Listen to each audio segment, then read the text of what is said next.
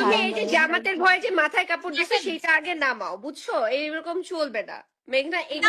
আহারে কি একটা অবস্থা! আপুটি নাকি জামাতের ভয়ে মাথায় কাপড় দিয়েছে, যেখানে কিনা আল্লাহ তাআলা স্বয়ং বলেছে মহিলাদেরকে সবসময় মাথায় কাপড় দিয়ে রাখবে, সেখানে নাকি পাপিষ্ট বান্দা আপুটি সে জামাতের ভয়ে মাথায় কাপড় দিয়েছে। তাও অন্তত মেনে নিলাম যে সে একটা ভালো কাজ করেছে। তবে এই যে শাহবাগী আন্টিরা তারা যেইভাবে বলতেছে যে জামাতের ভয়ে মাথায় কাপড় দিয়েছো, তাড়াতাড়ি কাপড় খুলে ফেলো, তোমাকে ভালো লাগছে না। আরে শাহবাগীর দল, একটু ওয়েট করো, ইন্ট্রোটা মায়েরা নেই, তারপরে খেলা হবে।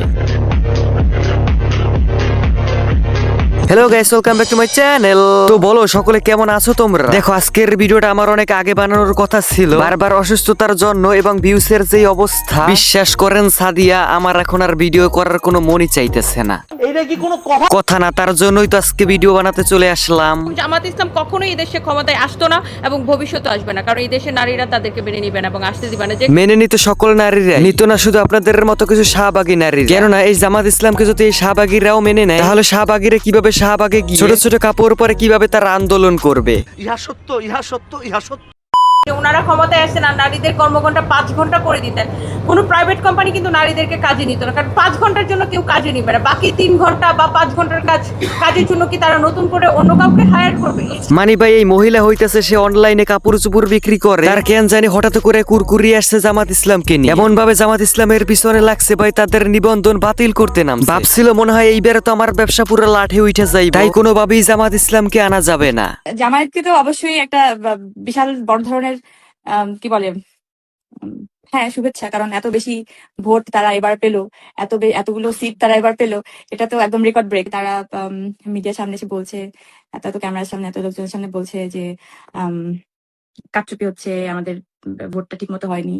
তো কারচুপি হলো এতগুলো সিট পাওয়ার। এই যে আমাদের ডানা কাটা পরি সাহেব, সে যে নিজে জীবনে কতগুলা বিয়ে করছে সে নিজেই বলতে পারবে না। সেও জামাতের পিছনে লাইগা গেছে যে কোনোভাবে জামাতের নিবন্ধনটা বাতিল করতে পারলে হয়। জামাত ইসলাম কানে ধরছি, আর বিয়ে এতগুলো আমি করছিলাম, তুমি না। নিবন্ধন বাতিল ও পর্যালোচনা। এই তুই 5ই আগস্টের আগে তুই কইছিলি, তুই যে কইলি যে তাদের নিবন্ধন বাতিল চাই, আমি তো তোর বিয়ে বাতিল চাই। তোর বিয়ে অবৈধ। তুই বুড়ো বেটার সাথে ছিলি, তার টাকা পয়সা লুটে খালি।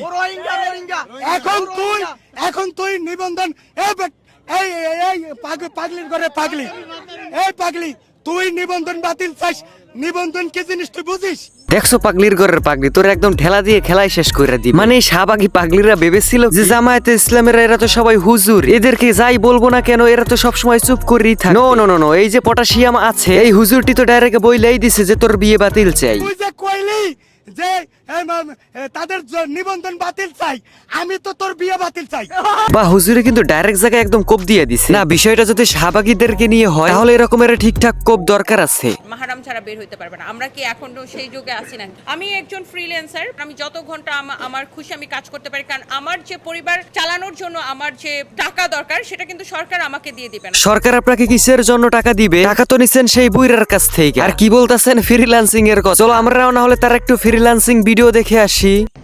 এখন বোঝা যাচ্ছে বয়স হয়েছে। কাজী সাইফুল, হ্যাঁ তুই আমার আম্মা ডাক, তোর মা ডাকার মতো বয়স হয়েছে। তোর মার বয়স আর আমার বয়স এক সমান। এই যে দেখেন ফ্রিল্যান্সিং করতেছে, দাঁড়িয়ে রয়েছে, তার বুকে নাই ওর না। আর একটা ছেলে বলতেছে যে তা আপনাকে দেখে এখন মনে হচ্ছে যে আপনার বয়স হয়েছে। আর এই শাহবাগী আন্টি কি বল? হ্যাঁ ভাই, এটাই হলো ফ্রিল্যান্স, আর এটার জন্যই জামাত ইসলামের নিবন্ধন বাতিল করার চেষ্টা। হায় রে শাহবাগী, বিশ্বাস করেন ভাই এদের জন্যই দরকার ছিল জামায়াত ইসলাম মহিলাদের লাইভে এসে ফ্রিল্যান্সিং একদম চাঁদের দেশে পাঠিয়ে দিই। যাই হোক, তাহলে কেমন হতো আপনারা কমেন্ট বক্সে বলে যান। আর আজকের ভিডিওটা কিন্তু এতটুকু পর্যন্ত। ভিডিও ভালো লাগলো অবশ্যই কিন্তু লাইক দিয়ে দিও, আর যদি চ্যানেলে নতুন হয়ে থাকো তাহলে অবশ্যই কিন্তু আমাদের চ্যানেলটিকে সাবস্ক্রাইব করে দিও। আর দুমাইয়া কমেন্ট করতে থাকো ভাই, চ্যানেলের যে অবস্থা তাতে মনে হচ্ছে না যে আমি আর টিকতে পারবো।